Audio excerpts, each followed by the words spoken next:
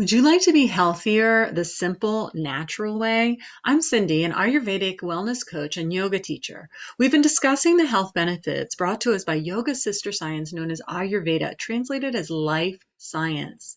Ayurveda can be the key to a healthy mind, body, and spirit because it's all about returning to balance. This video helps you understand what balance looks like for Kapha dosha.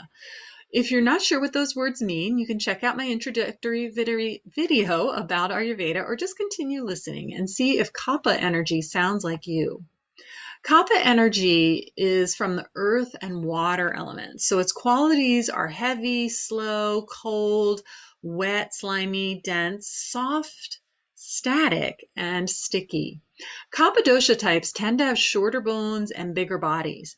They tend to be strong with good endurance, and their hair tends to be thick and abundant.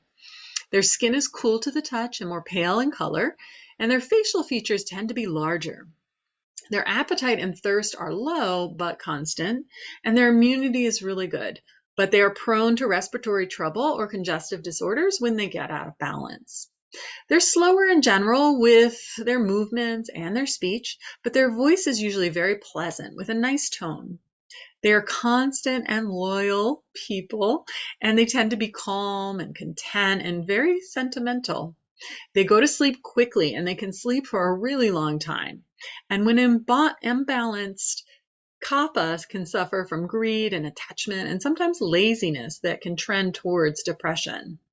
So while these are tendencies of Kapha doshas, remember all of us have Kapha within our constitution. So it just might not be predominant.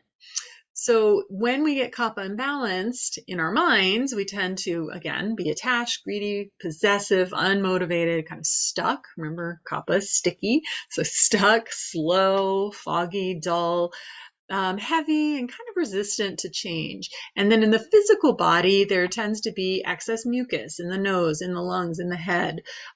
There's a thick white coating on the tongue. There's sluggish stool. It can be slow, lethargic, even after plenty of sleep. And sometimes they crave the heavy, sweet foods, which really just puts them more into Kapha imbalance. We'll talk about ways to calm Kapha imbalance in future videos, but if you're curious about your dosha, but Kapha doesn't sound like you, look for my videos explaining the characteristics of Pitta and Vata, and be sure to like, follow, and subscribe to keep exploring your well-being through the ancient science of Ayurveda and other wellness-related topics.